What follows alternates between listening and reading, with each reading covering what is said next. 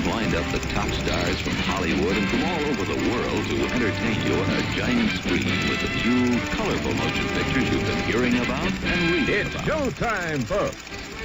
Enjoy the show.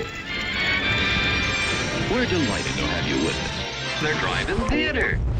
You'll find something to please you to add to your evening's enjoyment. Is pleased to bring you our feature presentation.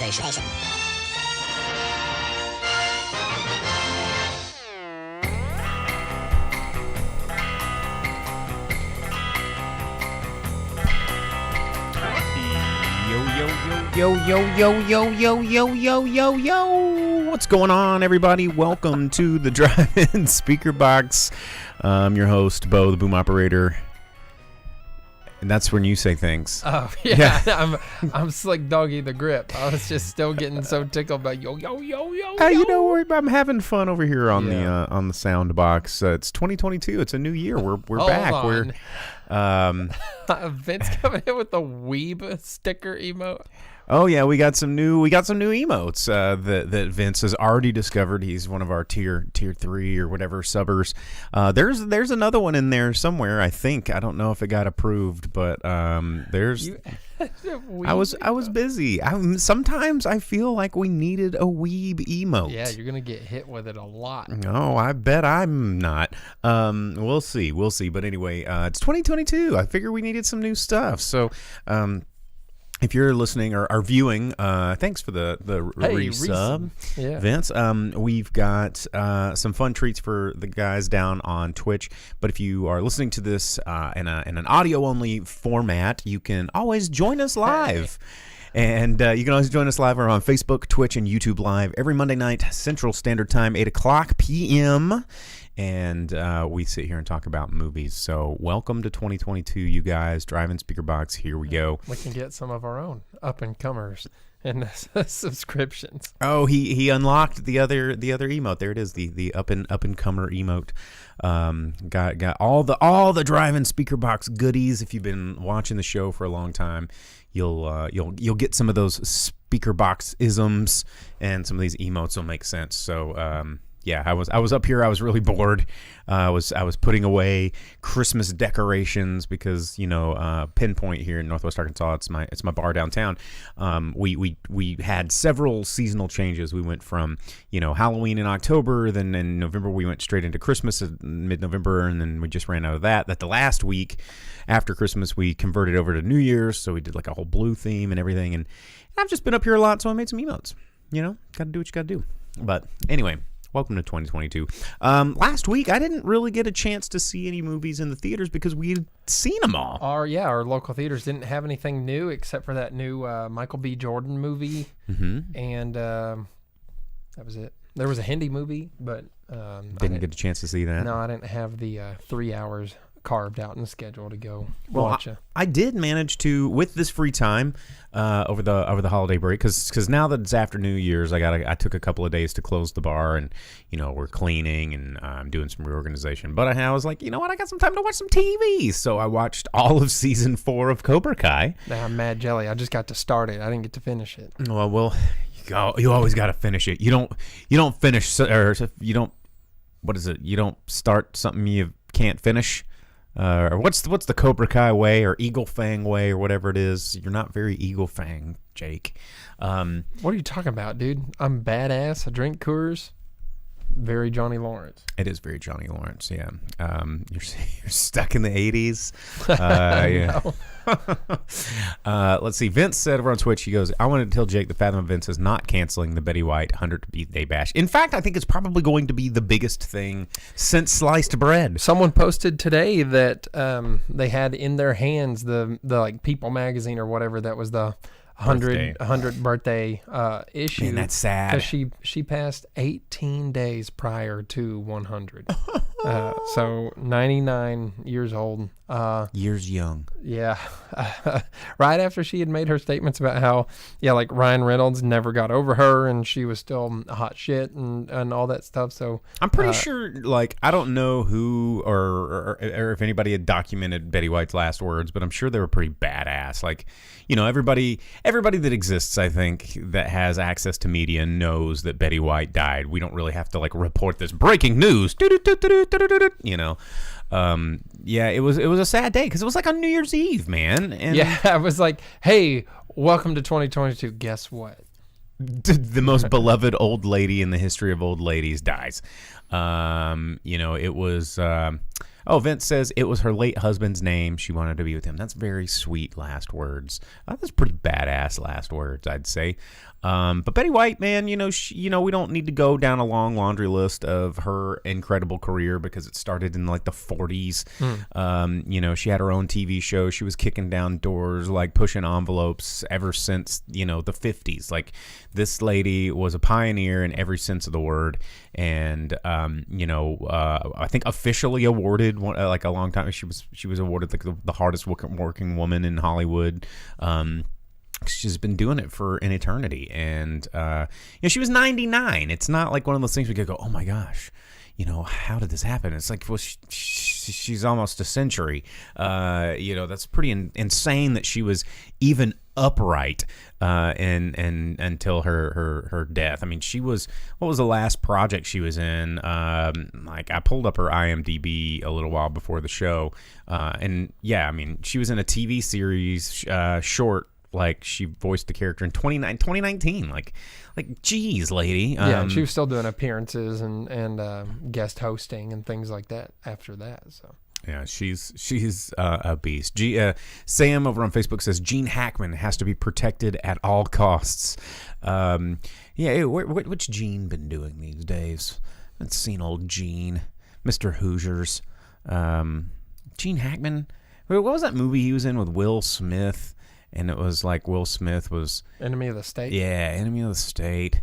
But there was another really good Gene Hackman movie where I can't remember the name of it, but he was a audio technician, and I think it's called like The Tape or the Sound Guy or the somebody in the comments going to Google it faster than I can. Coming this holiday to theaters near you. The Sound Guy. But it's about this dude that like records something. And The Conversation, yes, he did the remake of The Conversation. That's what it is. He recorded this conversation and was like, oh shit, this is intense stuff, and he's wanted for this like information that he has, and it's actually a really good movie. Gene Hackman did a great job in that. Thanks, Vince. I knew one of you guys would know. But yeah, Betty White, pour one out. I'm out of brandy. I didn't re-up my brandy, so just have a sip of ice water for Betty White. There you go. Betty. Oh, man. What did you guys do for your New Year's? I mean, what did you do for your New Year's? Like, oh, man. I didn't even know. I drove out of state to pick my girlfriend up from an airport to rescue her from living out planes, trains, and automobiles. For real, which she did, and it was awful. So I did that and then came home and tried not to fall asleep before midnight and then passed out promptly at 12:04 Happy New Year. Yeah. Happy New Year.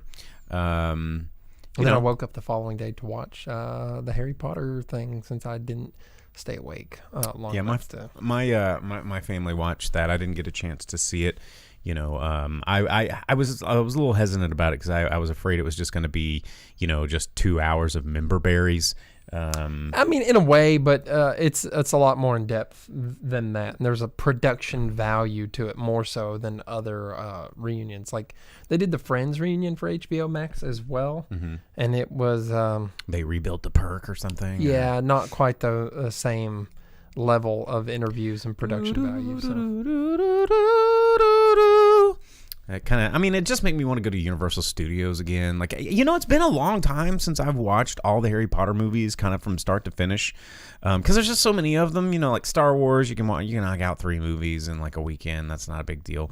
But Harry Potter, that's an investment in time, and I haven't done it in a while. And maybe if it starts to get chilly again, I'll pop those suckers in the DVD player. Because physical media. Just skip the first 2. Start at Prisoner of Azkaban. I like the first 2. Yeah, but Prisoner of Azkaban where it starts to get good. Oh yeah, of course, that's the badass one. Yeah, because then you get all the cool professors. But you don't see like Wingardium Leviosa. You don't get to all those like classic, Hermione liners. The cherubic hairy face where he's like fascinated by everything. Even though like the whole movie, it's like how fucking fascinated can you get by magic by the 7th movie? Yeah, if you skip the first 2 movies, you don't get to see Richard Harris be Dumbledore, and he was Dumbledore. This is true. So yeah, I guess there's that, but still. Anyway, Harry Potter World, pretty fun. Universal Studios. I know you don't like leaving the state for any reason, but if you ever get to go to Universal Studios, it's worth it. It's a bunch of fun. That and the Mummy ride. Oh, God. I've watched all the videos of people trying to use their wands to do the things in the windows, and nothing ever responding, and it costs you like $100 to get a wand with the reflectors to make it do it, and they just don't respond to it hardly at all. Is it kind of like one of those like shooting things that like Opryland used to have, or like Silver Dollar City has, and the like mine car deal where it's just like a light gun where you'll hit like a milk can and it'll go showy, and No, I watched a YouTube video of these guys that tried to do it without spending the $100 or $120 they charge you for a wand capable of doing it, by just putting different reflective material on the ends of other things, and you have to, it reflects the light back at the thing, but you have to have the magic. You have to do it in a certain pattern for each one. It shows you which one to do, but most of them were unresponsive either way. So, as you would assume it. Sam says he's not a fan of Harry Potter, and something's wrong. Like if you don't like Harry Potter, it's so timeless. Like Harry Potter is. So it's good. Yeah, I was too old for the books. I still read them. Yeah, I never did, but I got into it outside of it, like reading all the wiki pages and like the lore pages and stuff like that. Because I didn't. It took me a while to get into the movies too, until one day I was watching TV. I think they had 1 or 2 of them on TV. I was like, well, that's kind of badass. I think for someone who doesn't want to really jump into the books, like the audiobooks, man, the audiobooks are dope. You can just pop in Wizard People Dear Reader and watch the first movie that way. It's a good introduction to the first movie. Yeah. I think even Sam and over on Facebook would really enjoy Wizard People Dear Reader. But anyway, it's about the same guy that did Chicago, Illinois on Cartoon Network, and Professor Brothers on YouTube. Didn't he used to live here in Fayetteville? He's from Fort Smith. Yeah, I remember. I used to have friends that were friends with him, and they were like, "He's so funny." I was like, "Sounds stupid to me," and then he becomes famous. Whatever, dude. Professor Brothers is really funny, and Wizard People Dear Reader is the best. But onto the news. Now that that's on HBO, right? Yeah, HBO. Okay. Not a whole heck of a lot of news coming out this week. There was one bit of news that I thought was really, really interesting because it's a new year, 2022. New year means a new batch of public domain entries into the public domain, and most of the time these kind of go under the radar because it's like old stuff that nobody really gives a shit about. But this year was a really interesting one because Winnie the Pooh is now re-entering public domain because it's just so old. However, Disney has had exclusivity on this character for a very, very long time. So now, the Winnie the Pooh, the character of the stories, are entering the public domain. I believe Disney still has control and ownership of the likeness of which, our modern day Pooh Bear that we know and love. Or whatever. I don't know if we all love him. I'm more of an team Eeyore guy. Oh yeah, Eeyore is my dog. Yeah. But Elise says, I just know that the Disney lawyers are sliding down a wall crying about it. Yes, they're and that's what I was getting to, is Disney is trying to figure out a way to hang on to everything that they can. It was in, I want to say like 1961 is when Disney acquired motion picture rights to Pooh Bear. But they've still got kind of a controlling visual look to it. They did what it was in 2018's live action. Was it Christopher Robin? Was the name of that one? That made a bunch of money, and Disney doesn't want to let go because this is a lot of money for Disney. But Disney, and I'm happy that the Pooh can. Dude, that means we could do Winnie the Pooh segments on Drive-In Speaker Box. Like, make our own little shorts. We could poke it while the fire's still hot. We could do our little oh bother, and then we could. That was really good. Thank you. I do a pretty good Pooh, and I do a pretty good Eeyore. The thanks for noticing me. Like, that's he's the best. Yeah, he's like, Eeyore, why are you trapped in a river? I don't know. Well, I guess I don't have anything better to do. Like, he is. Sam says I kind of look like Roo, like the little obnoxious kangaroo kid. Oh well, I guess that's better than looking like Piglet or Rabbit. Rabbit was a dick. He was particular about things, and it's everyone like, else. Stay out of my vegetables. Yeah. And you're like, fuck your vegetables, dude. Everyone you else only want the carrots. In the woods were just real buttholes that didn't care about anything. I mean, Eeyore clearly didn't care about squat. No, he didn't care about anything. And Pooh was hyper-focused on himself and honey. He's just this hedonist, lazy son of a bitch, like rolling no in going, pants, honey. Yeah. Just doing the laziest shit. And then Tigger was like this crackhead that was just running around trying to get everybody in on his dumbass schemes. And which means he didn't care about anybody either. He's just like, no, this is about me. And and then he'd like bounce around. I guess Owl didn't give a shit about anybody else either. He was just like, y'all are all stupid. Yeah, he kind of observed from above and was like, y'all are a bunch of screw ups. Yeah. Man. Well, now we can all write fun stories about the 100-acre wood and publish them. Yeah, we could publish them. Lisa says, does this mean I can sell the image of Pooh Bear like as an artist? I know Disney was suing Etsy artists over fucking handmade Christmas ornaments and such. Yes and no. So here's the deal with when usually things slide into public domain like that. You can create a likeness of Winnie the Pooh, but you cannot do the Disney likeness of Winnie the Pooh. So speaking of which, we have a mutual friend who has been in copyright battles with the University of Arkansas over Piglo, which Piglo is not a University of Arkansas Razorback. It's a different color. He just happens to be he's a pig. He's not a warthog or a Razorback. He's just a pig that is into sports and is a different color red. And but the University of Arkansas can't stand it, and they want to sue him, but they don't have any legal grounds. But as long as you change it up, it can be Winnie. You can even call it Winnie the Pooh. It just can't look like the Disney Winnie the Pooh. So give him a purple shirt and maybe a different Pantone, like tan orange or whatever that he is. Even things like that. I mean, if you draw it yourself, and you can prove that you drew it yourself and didn't trace or copy, they can't say anything. Like this. Look, here's Disney stuff right here. Yeah. And this is not Disney approved at all. I got Powerline and Max Goof being stand up to copyright infringement. Yeah, it's going to be like that. Timbo Sippy says, George can't stand ya. Sam says, nobody's guarding the Ernest likeness. There's some mini bootleg items on Etsy. Well, I mean, it depends on the popularity of the item. If you're trying to make a career out of bootlegging, don't go after the big boys. There are low hanging fruits down there that you can make. Find niche nerd markets. You know what I mean, Vern? Yeah, like us. And find your target audience of people that are not going to go report you to Buena Vista Home Entertainment or Sony or Sony goes out and finds it, though. They have all their robots that find YouTube. If you play 2 seconds of a Sony music group song, we've done it as a test here.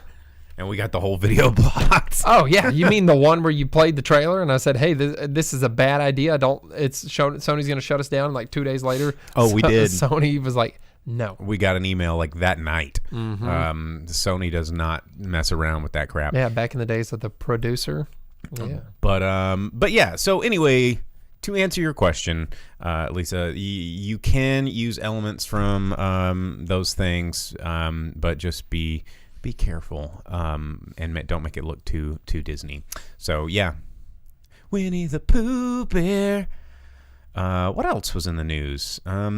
Man, there wasn't anything else that was just like really striking me as a ooh la la I need to report about, because it's January, it's a new year, everybody's focused on that, everybody's focused on the holidays. There's no new movies coming out. Like the only new movie coming out in theaters this weekend is The 355, which is like Charlie's Angels in a weird parallel universe that they're all from different parts of the world.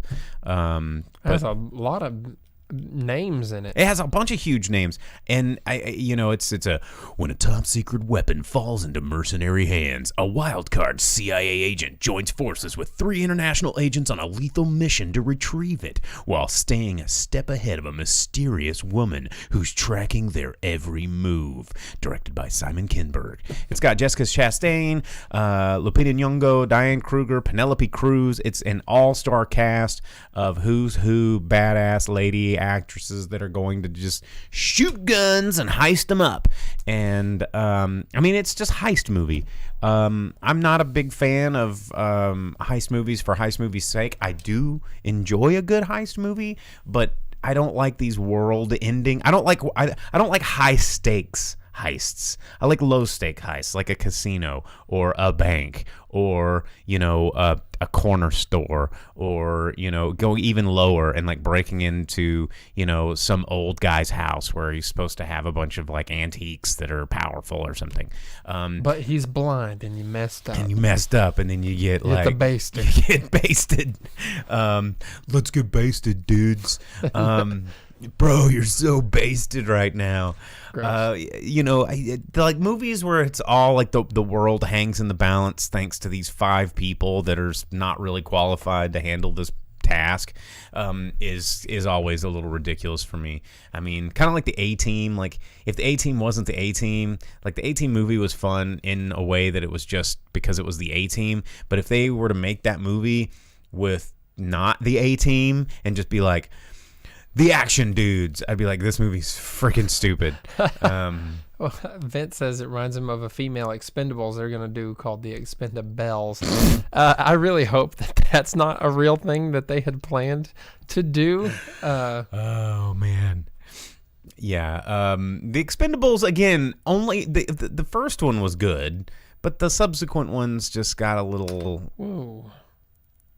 What are you talking about? The later ones got Jean-Claude, where he was a evil man, and then they had friggin' Harrison Ford show up and do stuff. Oh, I know. It was chock full of cameos, just like Cobra Kai, and the cameos are fun, but the content wasn't. Which brings us to Cobra Kai, which we should probably talk about. That's a show that works. The flavor of the cameos keeps you wanting more, but the content is so well written that by the end of it, you're like, God, give me another season of this. Like cameos are like the sugar. It's not good for you, but you like it, you crave it, but you can't sustain yourself on eating only Snickers. Or Milk Duds. They're delicious, but you got to have something else. You got to have those vegetables. And Expendables just doesn't have any vegetables. It's all candy. And, name a vegetable. What do you mean? Except for how old those dudes are. And that's Chuck Norris, and he kills people, and he goes, because he's Chuck Norris, and it's awesome. Let's see. Sam says the B guys, and then Vince says that was a real thing. Elisa says that many washed-up cameos feels like high school reunions where the jocks relive their football stories. Ew, that sounds like a nightmare. Snickers Challenge 22. Snickers Challenge 22. It's not too late in the year to start right now. Right now. Live off Snickers only. There's a hunger inside you. Wasn't Betty White in a pretty good Snickers commercial? One of those, you're not yourself. I think so. Man, it all comes back to like Betty playing White. Football. Yeah. and then Betty White comes out. But I just finished season 4 of Cobra Kai, and to at least comment about like washed up cameos. Like Cobra Kai is so full of cameos, but whoever this writing team is behind Cobra Kai is so self-aware of what they're doing and manages to write such an endearing and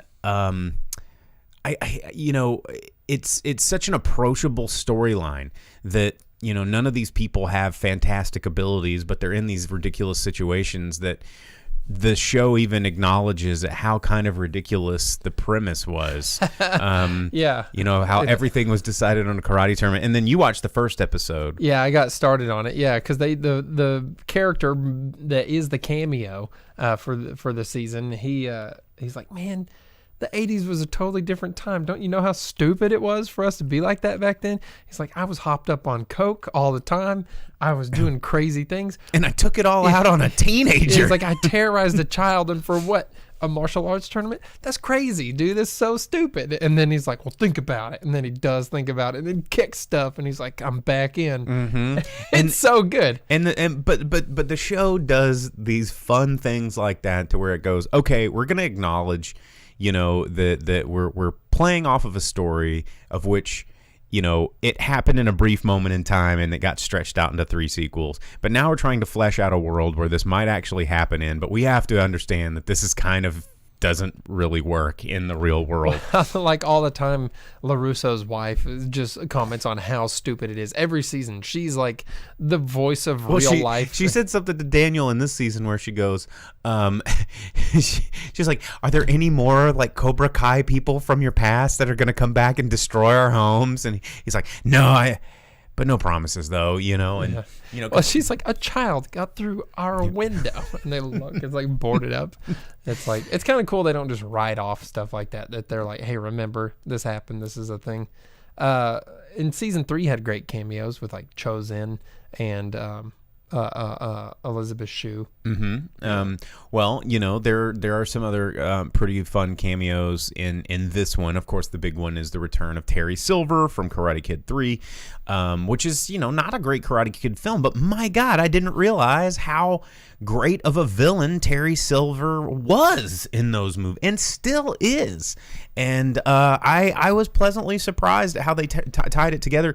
And one of the things that Cobra Kai does really well, and this is, going back to the thing that we talked about with Spider-Man and with Sonic and now, with Cobra Kai, being one of those things where they kind of listened to the internet, they listened to the fan base, and like, if we're going to make something that our primary demographic is the fans, let's kind of play with these ideas that they've been kicking around for a lot longer than us executives who didn't give a shit about it until 5 minutes ago did. And they're like playing with the story, which was the internet meme of like, oh yeah, Daniel's the jerk and Johnny was just the innocent bystander. And so they took that idea and then put a really talented team of writers around it and fleshed this thing out, and it's still rolling.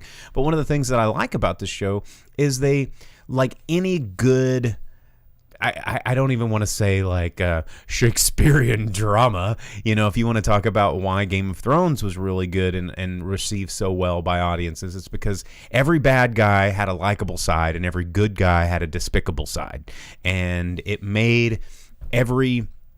I think we're entering in a time of storytelling where it's okay for heroes and villains to have good and bad aspects, and I think that's more real and it's more likable. And the Karate Kid Cobra Kai universe, which I hate using that word, it does a great job of like, you kind of sympathize a little bit with Terry Silver, you sympathize a little bit with John Kreese and with Johnny and with Daniel, and even with that one episode with Chozen, you're like, you sympathize with Chozen a little bit in Karate Kid 2, and then you go again in Cobra Kai, and even though they're making decisions you disagree with, you're like, okay, these people are human. These are human characters, and it makes it a little bit more engaging. The way they do Kreese is actually really good, because in the build up from seasons 2, 3, and this one, they have him where he's like a despicable butthole man because he's the bad guy in the movies.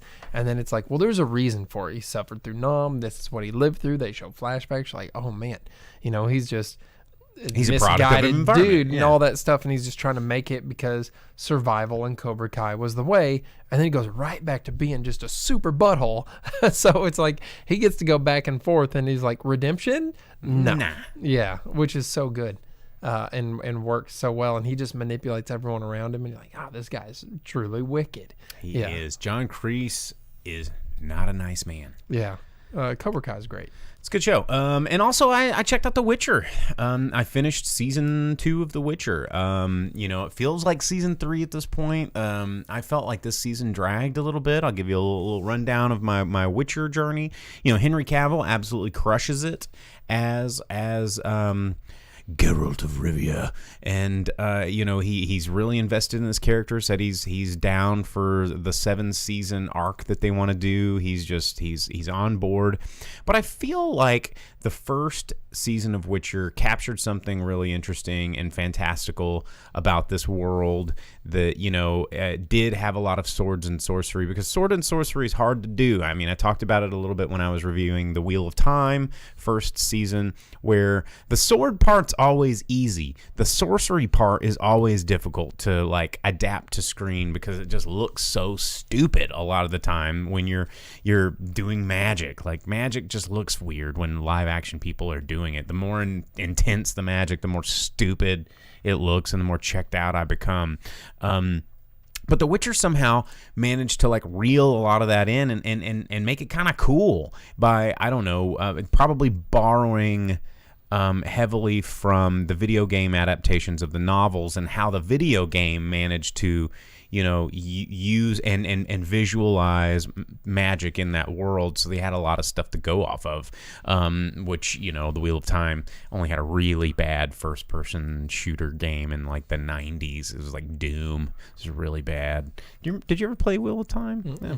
Anyway, I had a buddy named Richard who used to play. He was a big Wheel of Time fan. He would always play the Wheel of Time. His computer was fast enough to play it, and it wasn't a good game. So, in retrospect, I'm not jealous anymore. So take that, Richard, and your cool, fast computer. God. He actually came and visited over the holidays. I hadn't seen this guy in years. And now you are talking and I'm crap talking on. talking shit on him. He lives in, I don't know, the Middle East somewhere, working for an oil company, making all this money, and I'm sitting here doing a podcast. I need some alcohol. But yeah, I mean, The Witcher, it's fun. It's I didn't think it stuck the landing as good as season 1. Still very fun watching it. It scratches the itch if you want some sword and sorcery, if you want some monster fights, if you want to see Jaskier the Bard come back and sing another fun song. It does all those things, but I was having difficulties getting through these hour-long episodes. I wish that, I feel like some of these shows don't have to have 55-minute episodes. Drew says The Witcher 3 is in his top games of all time. The Witcher games are fantastic. Again, really good adaptations. I think it's because the games are not, the books aren't based off the games. The games are based off the books, and now the movie is based off, or the show is based off kind of both, and I think that's why it's working. Most people have only played Witcher 3. Now on GOG, you can get access to all 3 of the games so far. So you can actually go back and play the original Witcher game on a modern PC. You can also play Star Trek Armada, which was one of my favorite games ever. And I've been getting to relive that thanks to GOG.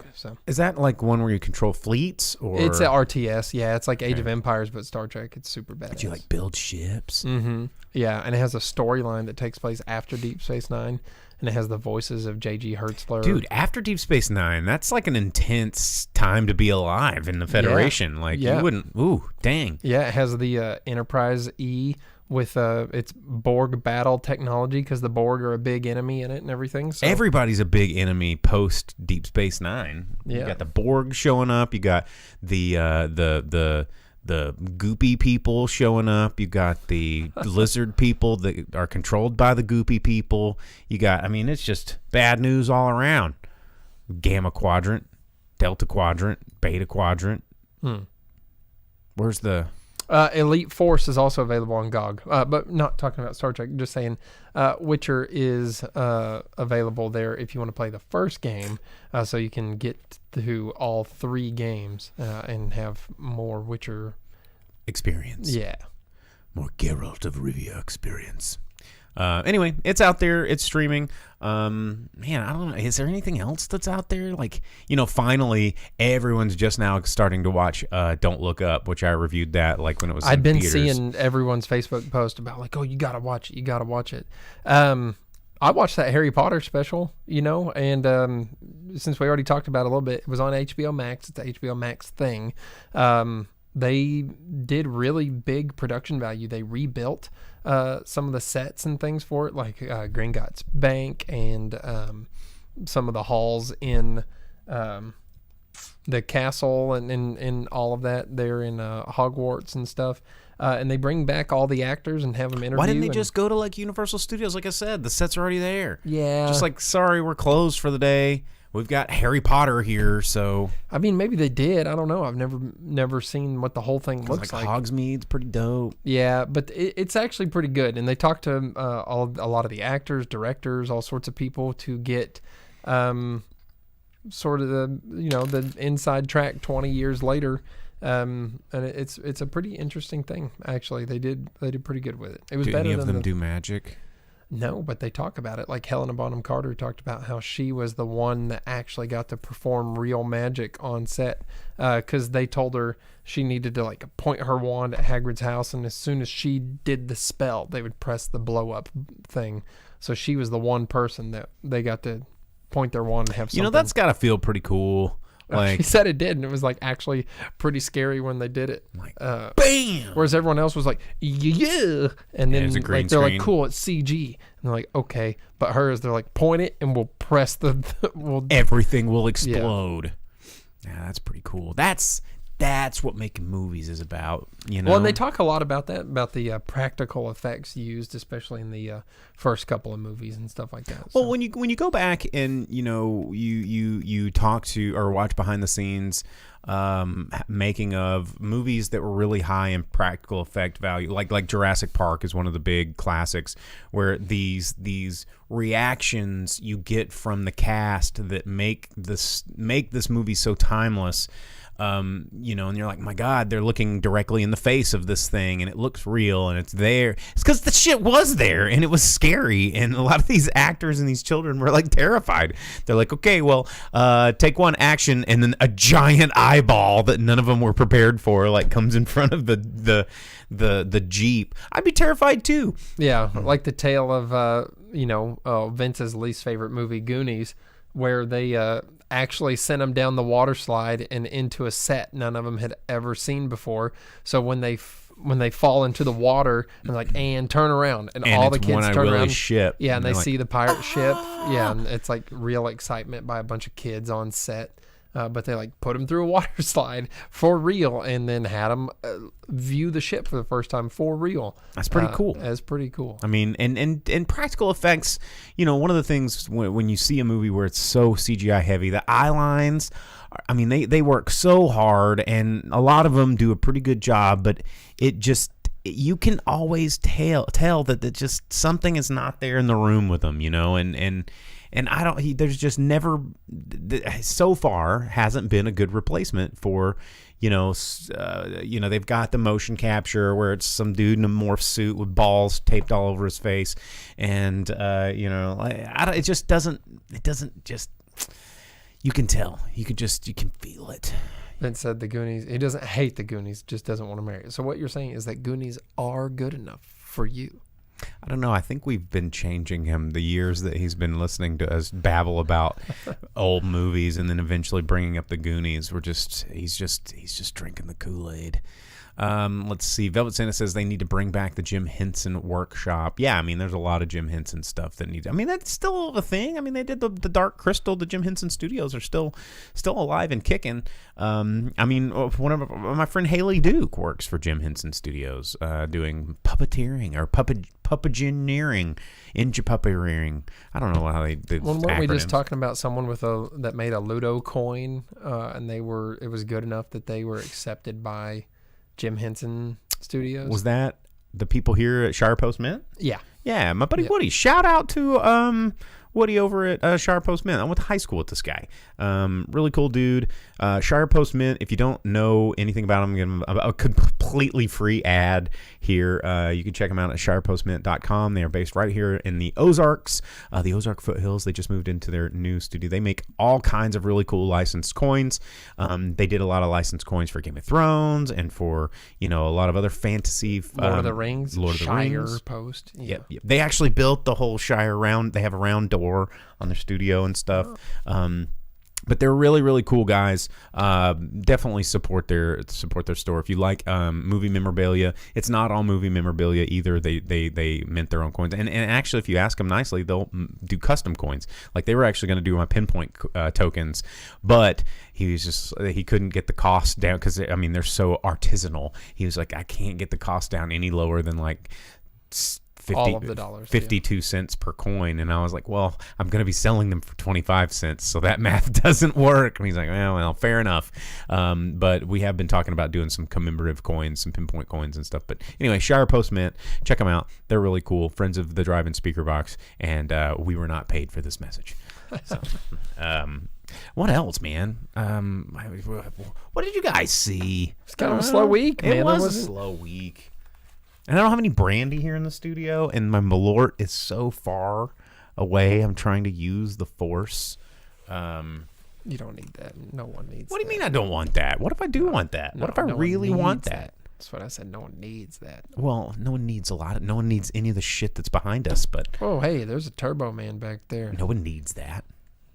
There's a whole movie about everyone needing that. Everyone wanted it. Wants and needs are two different things, my friend.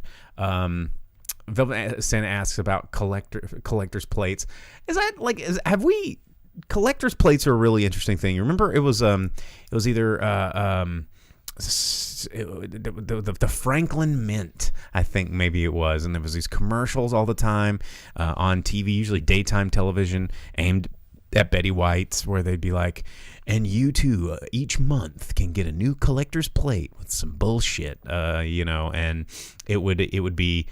You just get one in the mail, and they make those little plate hangers. Like who that was born after 1970 collects little collector's plates, or those little fucking spoons, the little spoons.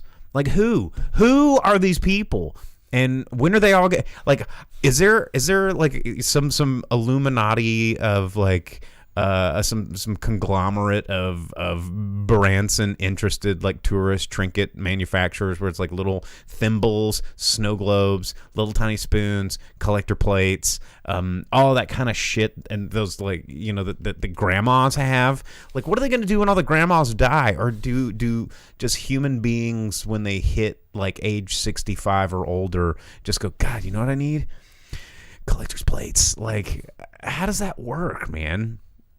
Jake, do you collect? I mean, are all the collector plate businesses going to go out of that? Like, that's got to be a huge economy. Like, that's a lot of jobs.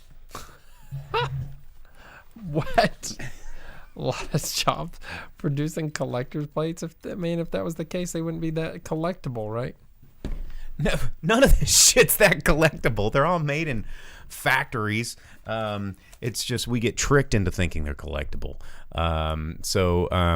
Logan over on Facebook says everyone needs Malort, so that encouraged me to go up to my shelf and get my bottle of delicious Jepson's Malort liqueur. Delicious is a word that is inapplicable. What? You're so wrong. You don't want any? Nah. Yeah, well.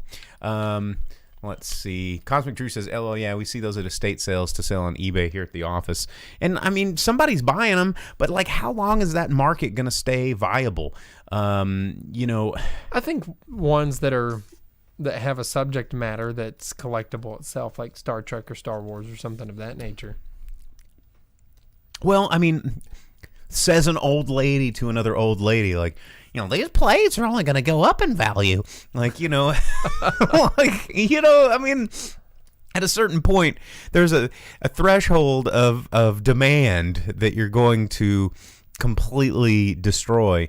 Kind of like, I wonder about things like Cracker Barrel and Branson. I just don't understand. Like Cracker Barrel, especially with their difficult past that they've had, historical inaccuracies and racism and the like. But they make some fine biscuits. Restaurant, not the cheese. Yeah, not the cheese. That's completely different. That's not even related to the restaurant, I don't think. Right, that's what I'm saying. Yeah, it's craft. It's like Disney. It's like Winnie the Pooh. Just because you got a silhouette of an old man sitting in front of a barrel doesn't mean it's the same restaurant. But I like going to Cracker Barrel. It's weird.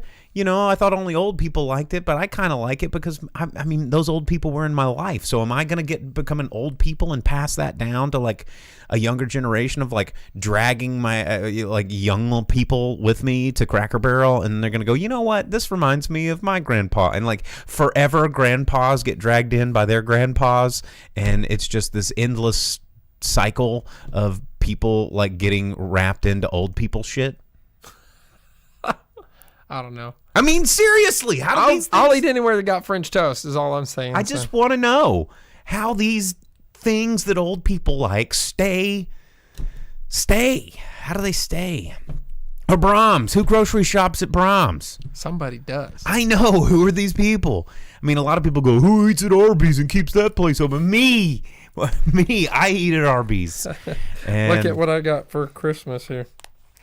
Did you get an Arby's thing? An Arby's condom in your wallet? No, dude, I got an Arby's gift card. Oh, hell yes. I wish it was a lifetime Arby's charge card like Andrew WK has for Taco Bell. Well, you heard that the Never-Ending Pasta Pass by Olive Garden, they're thinking about discontinuing that promotion.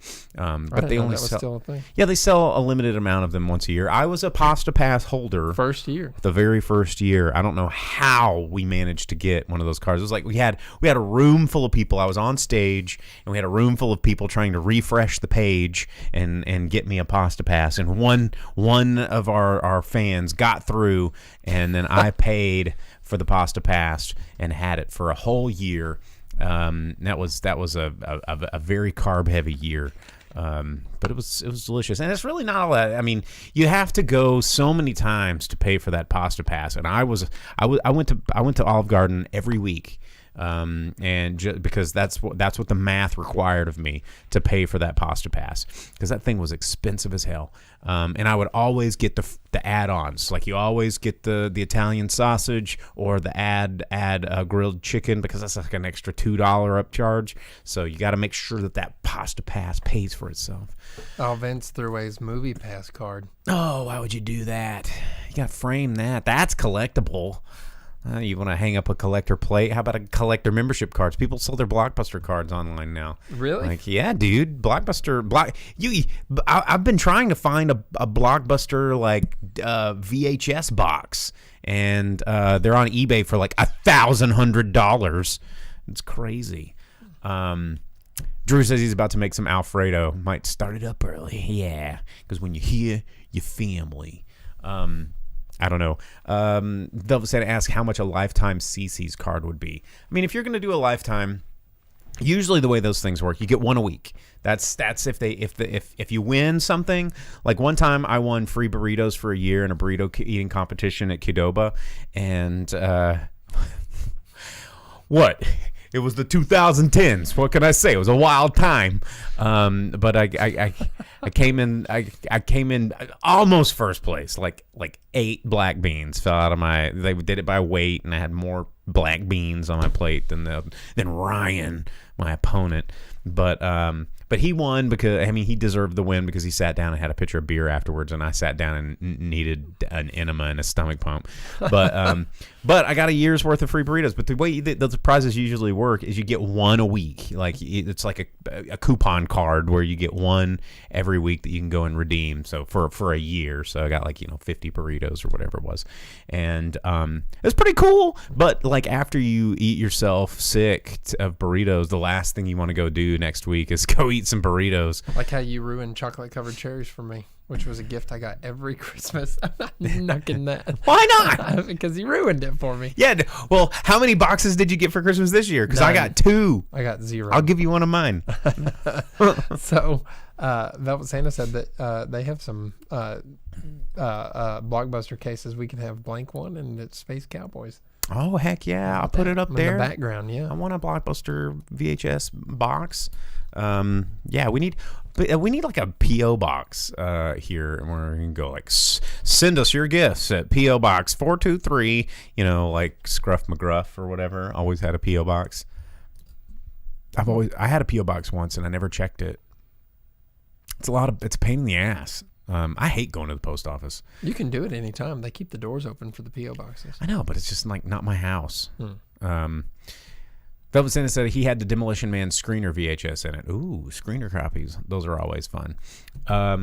Yeah, I don't know. I don't really have anything else really to talk about. The box office, I would go over to the box office, but it was a weird one because it was over that was like the new year / month, holiday, and they don't really have all the figures figured out. But I'll tell you that Spider-Man made a shitload more money and was number one. It made almost $38 million again this week at the box office. So I think it's just about to top Black Panther from earnings, which was pretty huge in terms of Marvel. Vince says they stopped doing the 24-hour P.O. box for him, more trying to destroy the USPS. Yeah, USPS is a weird predicament if you break down, because it's not necessarily a government agency, even though it is, a .gov and they're government employees technically, but the USPS is not paid for by tax dollars, which is contrary to popular belief. But that's a whole episode that has nothing to do with movies, so we're probably not going to get into that one. It could have to do with the postman. And that's why there's an apocalypse, and that's why it's so important for him to deliver the letters. There you go. It all comes back to movies eventually, and that's why we're here. But you can always send us an email at driveinspeakerbox@gmail.com, or you can message us on any of our social medias over on Twitch, YouTube, or Facebook. Yeah, we do this every week, guys. And January this month is probably going to be a lot more conversational. I don't know if we're going to be doing our worst of 2021 list. I know some of you guys have asked us for it, but I haven't really gotten around to making that list. I mean, it would just really require an afternoon of sitting down and taking notes over the year, and then another afternoon of scrubbing through movies that I didn't want to watch, because I can't put anything on the list that I didn't watch. So we will see if sometime this January we'll do a worst of 2021 page. I don't know. It'll be chock full of stuff that we've probably already made fun of on this show. Yeah, Vince says, speaking of Postman, I heard they're going to remake Waterworld. I hope not. The first one was great. It just cost too much. It's not bad. I mean, I don't like Kevin Costner. And you can whoa all you want. I think Kevin Costner sucks. That's a bit much. I mean, he's always Kevin Costner, and I don't really like Kevin Costner, the guy.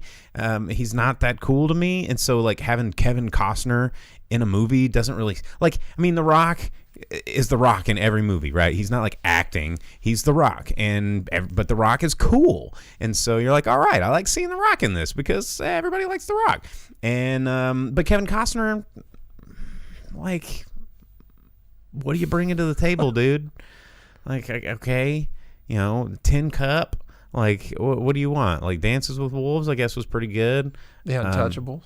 I mean, he was the worst part of the Untouchables. Field of Dreams. Oh, we get it. You built it. It's baseball. I don't know. I just don't. I don't get Kevin Costner. I don't understand it. What is there something else that I'm missing that was just such a great? I mean, Robin Hood. He was the worst part of Robin Hood. Thank God for Morgan Freeman and Christian Slater, right? What? Nothing, dude. You're such a Christian Slater guy. Christian Slater rules. What's wrong with Christian Slater? Nothing, man. What a comeback. Broken Arrow is a kick-ass movie. Because of Christian Slater. Yeah. Yeah. But, I mean, what a comeback. This dude, disappeared for a long time, got out of the biz because he lost his, attractive good looks and charm. And he kind of pulled the Brendan Fraser and was yo, I'm still around and I'm not attractive anymore, but I'm still a good actor, and he's like had a whole new, you know, I think Mr. Robot brought him really back out of the pits. He was making some movies, but no one cared, and then Mr. Robot, and he just knocked it out of the park with Mr. Robot. Like, dude, Christian Slater's cool, man. It's a cool dude.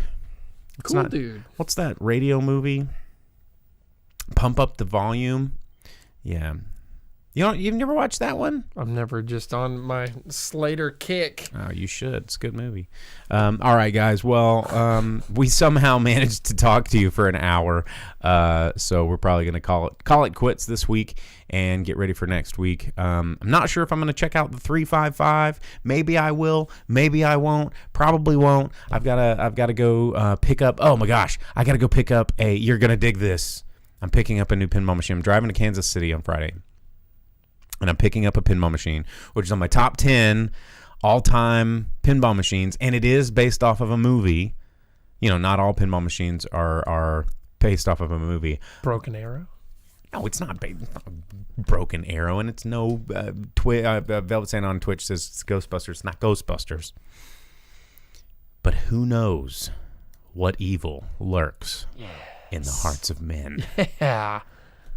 Yeah, dude, the Shadow. Only the Shadow knows. That's right. Yeah, you're supposed to finish that. Yes, I'm going to get a Shadow pinball, dude. That's sick. Doesn't it have the creepy biting knife thing? Yeah, and then the knife's on there, and it's got like a pistol grip, like launcher, and it's all like Art Deco, 1930s, 40s themed, and I am super pumped.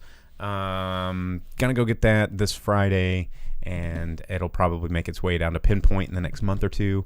I'm going to bring it back to the workshop, make sure it's all cool and tricked out, and I'm pretty excited about it because it's a pretty cool movie. It's a pretty cool radio program. It's just the Shadow's pretty cool, man. The Shadow is cool. So anyway, all right, guys. Well, we'll be back next week. We're going to talk to you about movies. You can always like, subscribe, share. Please do all those things.